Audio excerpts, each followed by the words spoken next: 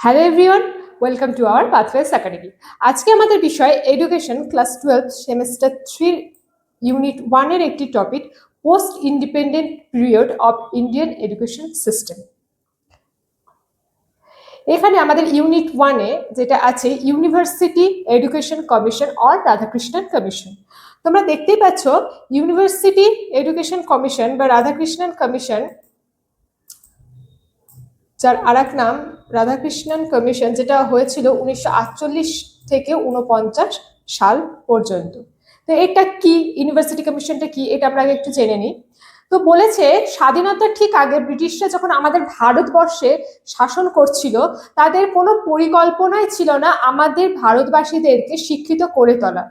তাদের একটাই উদ্দেশ্য ছিল যে কিছু কিছু ভারতবাসীকে তাদের মতো করে বানিয়ে তাদের ইংরেজি শিক্ষাতে, তাদের নিয়মে, তাদের নীতিতে, তাদের কালচারে তাদেরকে ভাবাপন্ন করে তুলবে। তো লর্ড মেকলে তিনি বলেছিলেন যে ইংরেজি শিক্ষার ফলে এমন এক শ্রেণীর সৃষ্টি হবে ভারতে যারা রক্তে বর্ণে তো ইন্ডিয়ানই থাকবে, ভারতীয়ই থাকবে, কিন্তু তাদের রুচি, তাদের মত, তাদের আদব কায়দার পুরোটাই হবে ইংরেজদের মতো।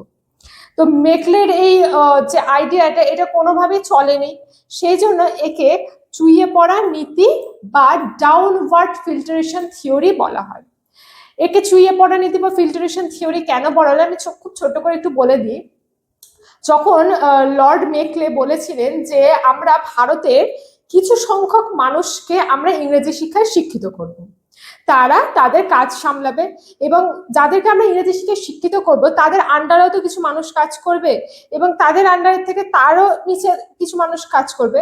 তো আমরা শুধু ওপর পোর্শনের মানুষদেরকে শিখাবো, ইংরেজি শিক্ষা শিখাবো, এবং তারা তাদের আন্ডারে থাকার কিছু মানুষকে শিখাবে ইংরেজি শিক্ষা, তার আদব কায়দা, এবং তার আন্ডারে থাকা মানুষেরকে তারা শেখাবে। এইভাবে আস্তে আস্তে ইংরেজি শিক্ষা, ইংরেজি আদব কায়দা সবকিছুই আস্তে আস্তে চুইয়ে চুইয়ে পড়বে। সেই জন্য লর্ড মেকলের এই আইডিয়াটাকে চুইয়ে পড়া নীতি বা ডাউন ফিল্টারেশন থিওরি বলা হয়। নেক্সট, ভারতের স্বাধীনতার পরে একটা নব্য যুগের সূচনা হয়েছিল। তাই স্বাধীন ভারতের 2 দশকের মধ্যে দেশের শিক্ষা সংস্কারের জন্য 3টে কমিশন, খুব ইম্পর্টেন্ট 3টে কমিশন তৈরি করা হয়। এক হচ্ছে বিশ্ববিদ্যালয় শিক্ষা কমিশন, যার আর এক নাম কি রাধাকৃষ্ণন কমিশন, যেটা 1948 সাল থেকে 49 সালে গঠিত হয়। ঠিক আমাদের দেশ স্বাধীন হওয়ার পরের বছরই এটা তৈরি হয়। তারপরে তৈরি হয় মুদালিয়ার কমিশন, এবং লাস্ট তৈরি হয় কোঠারি কমিশন। তো আজকে আমাদের বিষয়টাই হচ্ছে ইউনিভার্সিটি এডুকেশন কমিশনটা কি, এটা কি কাজ করেছিল, এটার বিষয়ে জানা। তো দেখো, বিশ্ববিদ্যালয় শিক্ষা কমিশন বা রাধাকৃষ্ণন কমিশনটা কে নেতৃত্ব দিয়ে তৈরি করেছিল? Doctor D.S. রাধাকৃষ্ণন। তিনি তার নেতৃত্বে 1948 সালে নভেম্বর মাসে এই বিশ্ববিদ্যালয় কমিশনটি তৈরি করেন। এই কমিশনের ব্যক্তিগণ কে ছিল? ফার্স্ট ছিলেন ডক্টর লক্ষণ স্বামী মুদালিয়ার, নেক্সট ছিলেন ডক্টর জাকির হোসেন, তারপর ছিলেন ডক্টর তারাচাঁদ রায়, তারপর ছিলেন ডক্টর মেঘনাথ সাহা এবং ডক্টর N.K. সিদ্ধান্ত। এরা ছিলেন প্রথম 5 জন যারা এই কমিশনের সদস্য। এছাড়াও এই কমিশনে 3 জন বিদেশি সদস্য ছিলেন। কে কে? Doctor James F Duff, doctor Arthur E Morgan এবং ডক্টর টি গার্ড।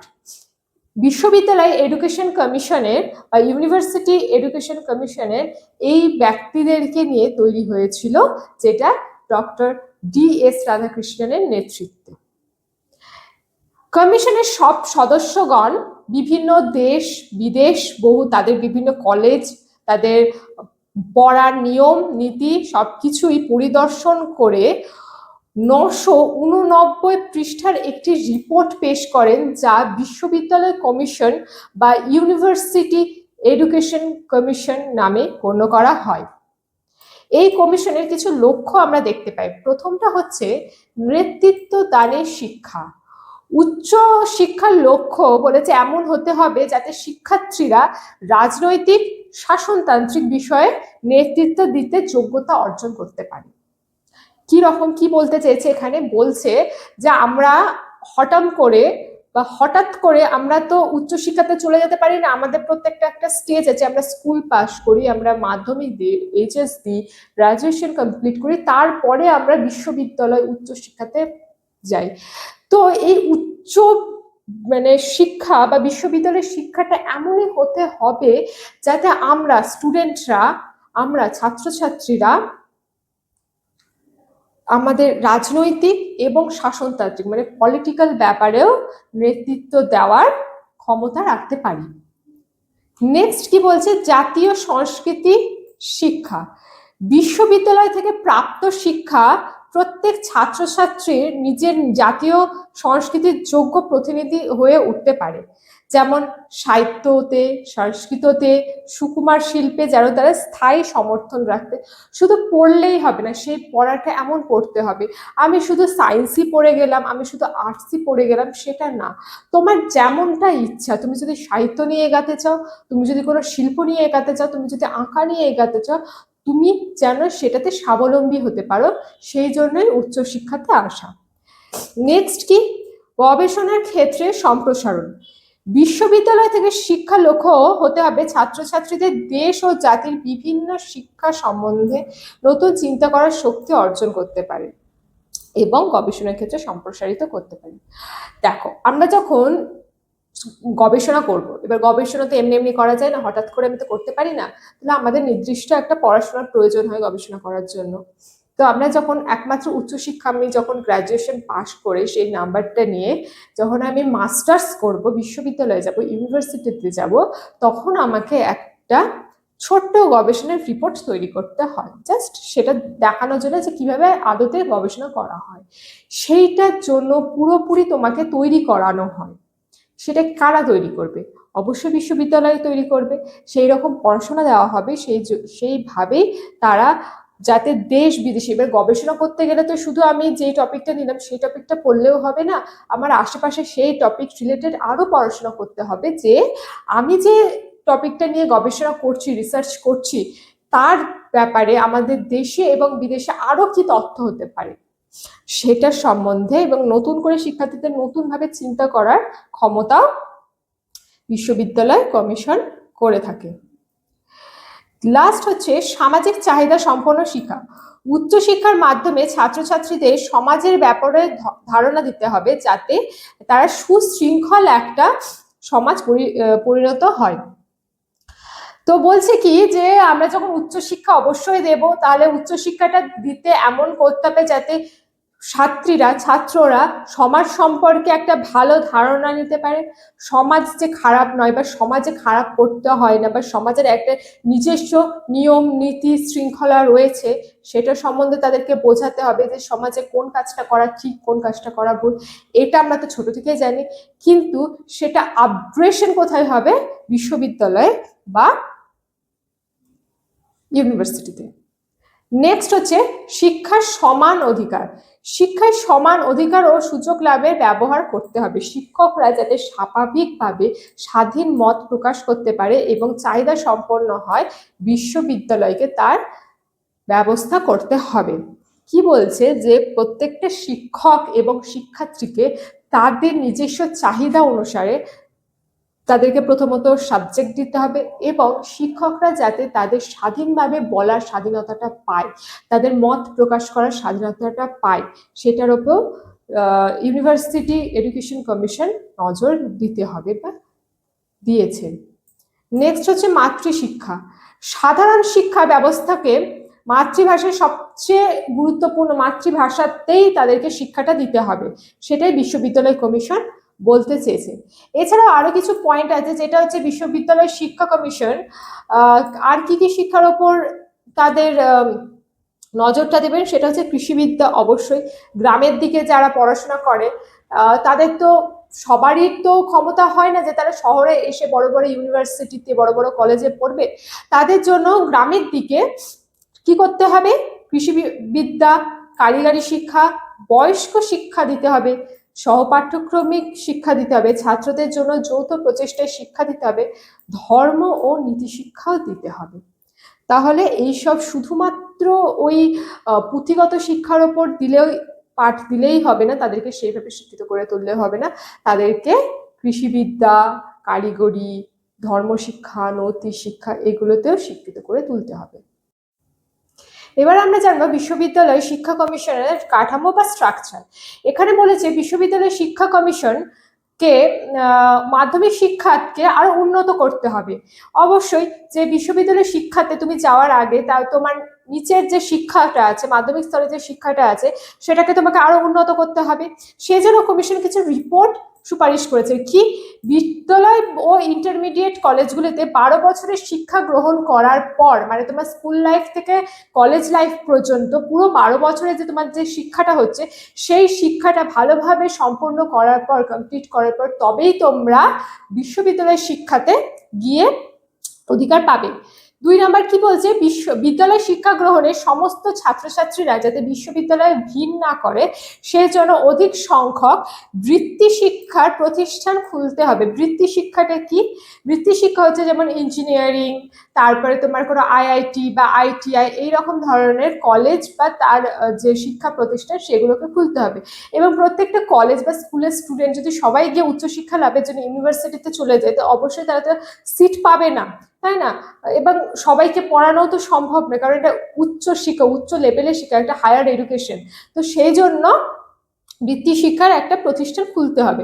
নাম্বার 3, পাস কোর্সের গ্র্যাজুয়েটদের, যারা পাস কোর্স নিয়ে পড়বে সেই গ্র্যাজুয়েটদের 2 বছর, এবং অনার্স কোর্স যারা পড়বে, অনার্স কোর্স গ্র্যাজুয়েটদের 3 বছরের পড়াশোনা করতে হবে, তবেই তারা উচ্চশিক্ষাতে প্রবেশ করতে পারবে। আর্টস ও সায়েন্স শাখাতে মাস্টার ডিগ্রি নিয়ম কানুন এর মধ্যে সংহতি রাখতে হবে। অনার্সের ছাত্রছাত্রীরা 1 বছর ও পাস কোর্সের ছাত্রছাত্রীরা 2 বছর পর মাস্টার ডিগ্রি করার মানে চান্সটা পাবে। নেক্সট হচ্ছে পিএইচডি ডিগ্রি শিক্ষার কাল হবে 2 বছর। আমরা মাস্টার্স করার পরে আমাদের একটা মিনিমাম একটা নিজেদের যোগ্যতা অর্জনের পরীক্ষা দিতে হয়, এবং সেই পরীক্ষাতে সাফল্য লাভ করলে আমরা পিএইচডির জন্য অ্যাপ্লাই করতে পারি, এবং সেই পিএইচডিটা অর্থাৎ রিসার্চটা হবে 2 বছরের জন্য। এবং লাস্ট হচ্ছে গ্রামীণ ছেলে মেয়েদের উচ্চশিক্ষা লাভের জন্য গ্রামীণ বিশ্ববিদ্যালয় স্থাপনের সুপারিশ করেছে, যেখানে জনশিক্ষা, কৃষি, গ্রাম উন্নয়ন, সমাজ উন্নয়ন প্রভৃতি বিষয়ে শিক্ষা দিতে হবে, এবং গ্রামের নিম্ন স্তরে থাকবে বুনিয়াদী বিদ্যালয় এবং উচ্চ স্তরে থাকবে গ্রামীণ বিশ্ববিদ্যালয়। তাহলে বিশ্ববিদ্যালয়ে যাওয়ার আগ দিয়ে আমাদেরকে গ্রামের স্তরের, যেটা আগেই বললাম যে আমাদেরকে গ্রামের যেসব মানুষ, যেসব ছাত্রছাত্রী, সবাই তো শহরে আসতে পারে না, উচ্চশিক্ষাতে ডিগ্রি লাভ করতে পারে না, তাদের জন্য কি করতে হবে? নিচু স্তরে বুনিয়াদী শিক্ষাটা, এবং তার জন্য গ্রামে একটা গ্রামীণ বিশ্ববিদ্যালয় তৈরি করতে হবে, যার ফলে তারা শিক্ষা নিতে পারে। নেক্সট আসছে আমাদের এবং লাস্ট বিশ্ববিদ্যালয়ের পাঠ্যক্রম। বিশ্ববিদ্যালয় স্তরে সাধারণ শিক্ষার উপর গুরুত্ব আরোপ করেছে। সাধারণ শিক্ষা মানে নর্মাল যে শিক্ষাগুলো, সেগুলোর ওপরে গুরুত্ব আরোপ করেছে। তার সুপারিশগুলো কি কি? প্রথমটাই আছে দেখো, বিশ্ববিদ্যালয় এবং মাধ্যমিক বিদ্যালয়গুলিতে সাধারণ শিক্ষা, থিওরিটিক্যাল এবং প্র্যাকটিক্যাল ভাবে পড়াশোনা করার ব্যবস্থা করে দিতে হবে। শুধু আমি থিওরিটিক্যালি তোমাদেরকে পড়িয়ে গেলাম, আমি কিছু দেখালাম না, কিছু প্রেজেন্টেশন দিলাম না, শুধু যা বই আছে রিডিং গড় করে পড়িয়ে গেলাম, সেটা তো না। তো আমাকে প্র্যাকটিক্যাল বেসিসও যেমন দেখাতে হবে, থিওরিটিক্যালও পড়াতে হবে, এবং তার সম্পূর্ণ ব্যবস্থা থাকতে হবে, এবং সেই মতোই পাঠ্যসূচি প্রস্তুত রাখতে হবে, মানে সিলেবাস এইভাবেই তৈরি করতে হবে। 2, স্বাধীন চিন্তা ও ব্যক্তিত্বের বিকাশের ওপর গুরুত্ব দিতে হবে। স্বাধীন চিন্তা মানে আমি যে পড়বো বা আমি যে পড়াবো, তোমরা যে পড়ছো, তার জন্য তোমাদের ওপেন মাইন্ড রেখে তোমাদেরকে সেটা বুঝতে হবে। তোমরা আমাকে যতবার কোশ্চেন করবে, আমি সেই টপিকটা বোঝাতে ততবার বাধ্য, কারণ তোমরা যদি বুঝতে না পারো তাহলে আমার তো পড়ানোটা বেকার। তো সেই জন্য স্বাধীন চিন্তা এবং ব্যক্তিত্বের বিকাশটা ঘটাতে হবে। এছাড়া কমিশনের উদ্যোগের কথা বলেছে, সেটি হচ্ছে পেশাগত শিক্ষা রাখতে হবে, যেমন কৃষি, বাণিজ্য, ইঞ্জিনিয়ারিং, টেকনোলজি, আইন, চিকিৎসা বিদ্যার মতো বিষয় অন্তর্ভুক্ত করতে হবে। উচ্চশিক্ষাতে আগেই বলা হয়েছে, উচ্চশিক্ষাতে কি করতে হবে? পেশাগত শিক্ষা আমাদেরকে অবশ্যই ইনক্লুড করতে হবে, যার মধ্যে থাকবে কৃষি মানে এগ্রিকালচার। এখন আমরা অনেকেই জানি যে আমরা অনেকেই এখন এগ্রিকালচার নিয়ে পড়ি। মেডিকেল নিয়ে পড়ি, চিকিৎসাবিদ্যা, আমরা আইন নিয়ে পড়ি, ল নিয়ে পড়ি, আমরা টেকনোলজি নিয়ে পড়ি, আইআইটি, আইটিআই, এবং আমরা ইঞ্জিনিয়ারিং নিয়েও পড়ি। তো এগুলোর জন্যই শিক্ষাগুলো দিতে হবে, সেটা উচ্চশিক্ষা কমিশন বলেছে। এছাড়াও যে আর শিক্ষা দিতে হবে সেটা হচ্ছে ধর্মীয় শিক্ষা ও নারী শিক্ষা। অবশ্যই নারী শিক্ষাকে প্রসার করতে হবে।